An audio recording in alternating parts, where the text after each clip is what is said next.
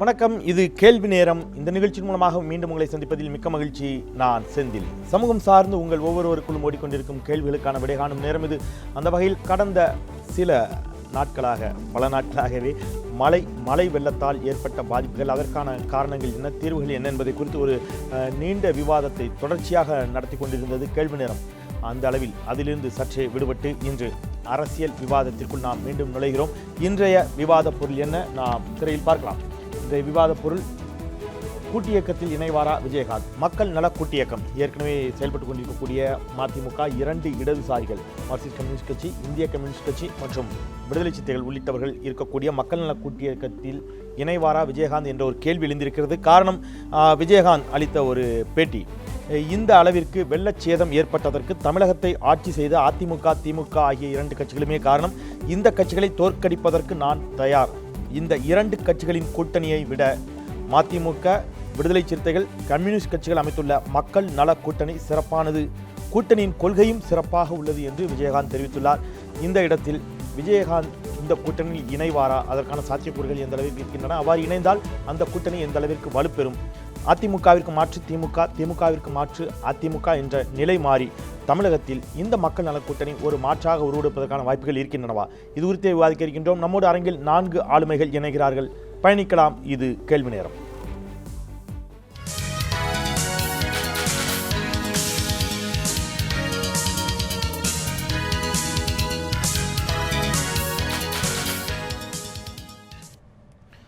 அரங்கில் நம்மோடு இணைகிறார் மார்க்சிஸ்ட் கம்யூனிஸ்ட் கட்சியின் சார்பில் சட்டப்பேரவை உறுப்பினர் திரு சவுந்தரராஜன் அவர்கள். வணக்கம், வரவேற்கிறேன். தமிழக பாரதிய ஜனதா கட்சியினுடைய மாநில செயலாளர் வழக்கறிஞர் KT ராகவன் நம்மோடு இணைகிறார். வணக்கம், வரவேற்கிறேன். வழக்கறிஞர் திராவிட முன்னேற்ற கழகத்தின் சார்பில் திரு சரவணன் நம்மோடு இணைகிறார். வணக்கம், வரவேற்கிறேன். அரசியல் விமர்சகர் டாக்டர் சுமன் சி ராமனும் நம்மோடு இணைகிறார். 4 பேருக்கும் மீண்டும் என்னுடைய வணக்கம். நான் என்னுடைய கேள்வியை சரவணன் அவர்களிடமிருந்து தொடங்கலாம் நினைக்கிறேன். அதிமுகவிற்கு மாற்று திமுக, திமுகவிற்கு மாற்று அதிமுக என்ற அளவிலேயே கடந்த அரை நூற்றாண்டு தமிழகம் இருந்த நிலையில் மக்கள் நல கூட்டியக்கம் என்று அவர்கள் ஒன்றை முன்னெடுத்திருக்கிறார்கள். பிரதான எதிர்க்கட்சியாக சட்டப்பேரவையில் இன்றைக்கு செயலாற்றி கொண்டிருக்கக்கூடிய தேமுதிக தலைவர் விஜயகாந்த் அந்த கூட்டியக்கத்திற்கு ஏற்கனவே இதற்கு முன்பு ஒரு முறை அதற்கு வாழ்த்து தெரிவித்தார். இப்பொழுது இன்னும் பகிரங்கமாகவே தெரிவிக்கிறார். திமுக, தேமுதிக, காங்கிரஸ் உள்ளிட்ட கட்சிகள் ஒரு கூட்டணி அமைய வேண்டும், அவ்வாறு அமைந்தால் திமுகவிற்கு ஓரளவிற்கு வெற்றி வாய்ப்பு இருக்கிறது என்பது போன்ற கருத்துக்களை அரசியல் விமர்சகர்கள் முன்வைத்து வந்த நிலையில் தேமுதிக இந்த பக்கம் நகர்வது போல் தோன்றுகிறது.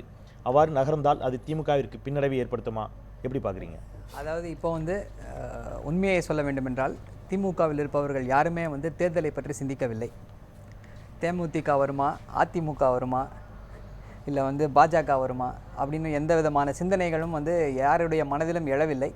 திமுகவின் தலைவர்கள், தொண்டர்கள் அனைவர்கள் மத்தியிலுமே இந்த வெள்ளத்தில் பாதிக்கப்பட்ட மக்களுக்கு எவ்வாறு நிவாரணம் அளிக்க வேண்டும்,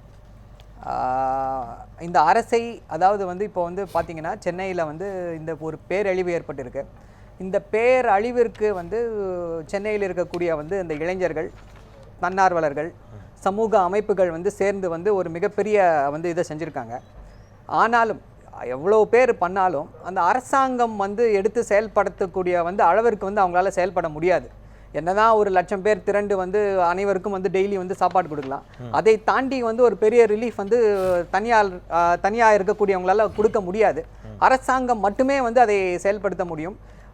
எங்களால் முடிந்த அளவு நாங்கள் அதை செயல்படுத்தி கொண்டிருக்கிறோம். அது முடியாத பட்சத்தில் அரசை பாயிண்ட் அவுட் பண்ணிட்டு இருக்கோம். அதாவது தலைவரும் தளபதி அவர்களும் எங்கெல்லாம் நீங்கள் தவறு செய்து கொண்டிருக்கிறீர்கள், எங்கெல்லாம் உங்களுக்கு இன்னும் அந்த முன்னெடுப்பு தேவை இருக்கிறது என்று பாயிண்ட் அவுட் பண்ணிட்டு இருக்காங்க. அதுதான் நடக்குது. ஸோ இது டூ ப்ரீமெச்சூர். அது இந்த டைமில் I think nobody is thinking about it.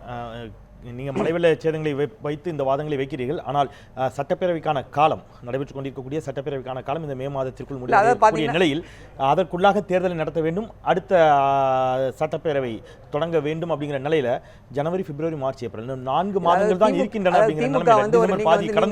எப்படி பாக்குறீங்க? ஒரு 4 மாதங்கள் இருக்கக்கூடிய நிலையில இது ப்ரீமெச்சூர்ட் அப்படின்னு சொல்லக்கூடிய வாதம். யாரும் இன்னமும் கூட்டணி உறுதியாகாத நிலையில், தட் மீன்ஸ் திமுகவோடு யாரும் உறுதியான கூட்டணியில் இடம்பெறாத நிலையில் வேறு வழியின்றி இந்த வார்த்தைகள் பயன்படுத்த வேண்டிய நிலையில் திமுக இருக்கிறதா? அப்படி கிடையாது. அதாவது திமுக வெறும் அரசியல் கட்சி மட்டும் கிடையாது. திமுக ஒரு சமூக இயக்கம்.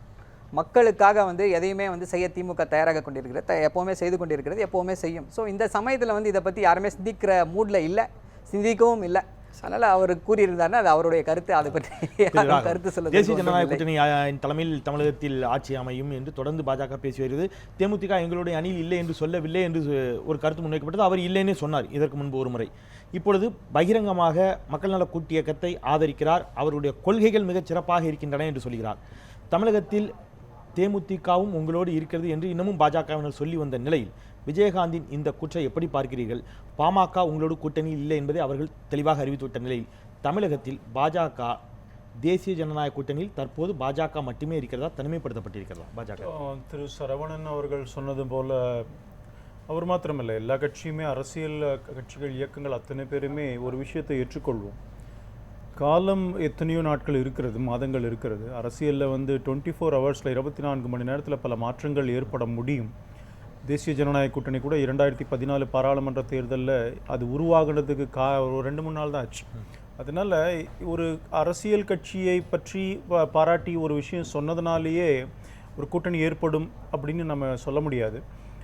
கலைஞர் அவர்கள் 1000 கோடி மத்திய அரசாங்கம், பிரதமர் இங்கே 1000 கோடி அனௌன்ஸ் பண்ண உடனே பாராட்டினார். அதனால் அவர் பாராட்டுறாரு. பாரதிய ஜனதா கட்சி திமுக கூட்டணி வருமா அப்படின்லாம் யாரும் அப்படிலாம் கேட்க முடியாது. ஒவ்வொரு இன்சிடென்ட் மத்திய அரசின் நடவடிக்கையை ஒரு மாநிலத்தினுடைய மிக மூத்த அரசியல் கட்சி தலைவர் என்ற அடிப்படையில் பாராட்டுவதற்கும் இந்த கூட்டணியினுடைய கொள்கைகள் சிறப்பாக இருக்கின்றது அப்படின்னு சொல்றதுக்கும் வித்தியாசம் இல்லை. அப்போ அவ்வளவு தூரம் சொன்னவர் நான் அந்த மக்கள் நல கூட்டணியோட நான் சேரப்போறேன்னு சொல்லலாம்ல? அப்படி சொல்லலையே அவர். இது நல்லா இருக்குன்னு சொல்றாரு. அப்ப சேரணும்னு முடிவு பண்ணா நான் சேரப்போறேன்னு சொல்லிட்டு போலாமே. அந்த வார்த்தை கூட தேசிய ஜனநாயக கூட்டணியின் மீது இப்பொழுது அவர் பிரயோகப்படுத்தவில்லையா? அது ஏன்னு கேட்கிறேன். நான் என்ன சொல்றேன், தேசிய ஜனநாயக கூட்டணியுடைய கொள்கைகள் சிறப்பாக இருக்கின்றன அப்படிங்கிற வார்த்தை இப்ப வரலையே அவர்கிட்ட இருந்து. மத்திய அரசாங்கத்தை பத்தி பாராட்டி கூட பேசியிருக்கிறாரு. நான் கேட்கறது அதாவது அரசியலை பற்றி சொல்றேன். நான் என்ன சொல்றேன், கேள்வி அந்த மக்கள் நல கூட்டணியை பற்றி இருந்ததுனால அந்த பதில் சொல்லி இருக்கிறார், அவ்வளவுதான். மோரோவர் திரு செந்தில், இது ரொம்ப ப்ரீமெச்சூர் அப்படிங்கிறது நீங்கள் இருக்கிறதே 3 மாதம் தானே 4 மாதம் தானே சொன்னாலும் கூட I feel it is premature still. இன்னும் அதுக்கு காலம் இருக்கிறது. எந்த கட்சியுமே, அது அனைத்து இந்திய அண்ணா திராவிட முன்னேற்ற கழகம், திமுகவாக இருந்தாலும் சரி, மக்கள் நல கூட்டணியாக இருந்தாலும் சரி, யாருமே முடிவு பண்ணிடுவாங்கன்னு சொல்லவே முடியாது. முடிவு பண்ண மாட்டாங்க. முடிவு பண்ணுறது இப்போதைக்கு அது என்னோட வாய்ஸ் டிசிஷன்றது தான் எல்லா கட்சியினோட வேலை.